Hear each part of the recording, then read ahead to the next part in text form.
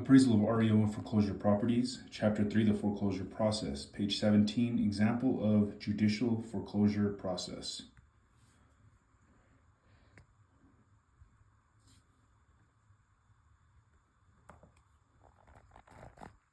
Example of judicial foreclosure process. It is not possible for us to chronicle, in this course, all of the individual state laws regarding foreclosure rights, duties, and process. We recommend that you check with www.foreclosurelaw.org for an overview of the process in a specific state. If more detailed information is required, we recommend you consult a local attorney or court official.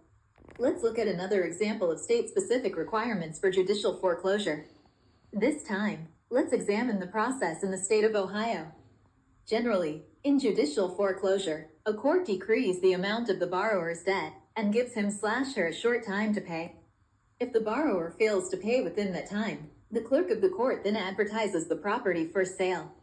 At some point prior to the scheduled date of foreclosure, 3 disinterested freeholders of the county must make an appraisal of the property.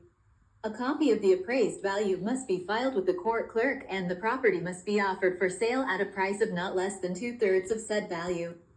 The sale may not take place until the notice of sale has been published once a week for three consecutive weeks in a newspaper of general circulation in the county in which the property is located. The sheriff will conduct the sale at the courthouse, and the property will be sold to the highest bidder. In most states, lenders may obtain a deficiency judgment, and the borrower may redeem the property at any time before the court confirms the foreclosure sale by paying the amount of the judgment, plus costs and interest. What exactly is a deficiency judgment? We'll find out on the next page. End of page. Page 18, Deficiency Judgment.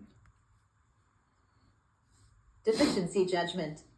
A deficiency judgment is defined in the Dictionary of Real Estate Appraisal, 7th edition, Appraisal Institute, Chicago, 2022, as judgment granted in a suit initiated to recover the difference between a legally imposed indebtedness and the dollars received from a foreclosure sale of the debtor's assets.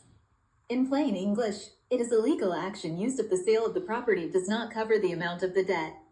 If the judgment is granted, the borrower is still liable for the balance due after the foreclosure sale. It is not always used, since it may require a separate legal action, and in many cases there is little or no hope of recovering any losses because the borrower is insolvent. These individuals are often referred to as being judgment-proof. For example, the outstanding mortgage balance on a foreclosed property may be $200,000. The lender sells the property for $180,000. The lender may file a deficiency judgment against the borrower to recover the $20,000 difference between the loan amount and the property's sale price. As with many other issues related to foreclosure, the process of filing for and receiving a deficiency judgment varies from state to state. For example, many states require a separate court action, while others may include it in the original court proceedings. End of page.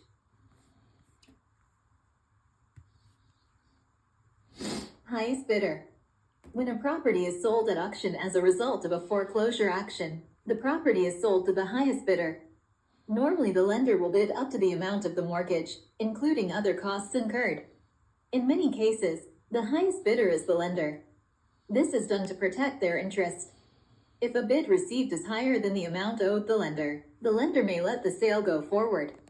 After the sale, the proceeds are used to pay all liens, taxes, expenses, and other related costs. Any proceeds left over are paid to the borrower. This is an unusual situation, but it can occur. After the sale, a document called a confirmation of sale is filed and a sheriff's deed is issued.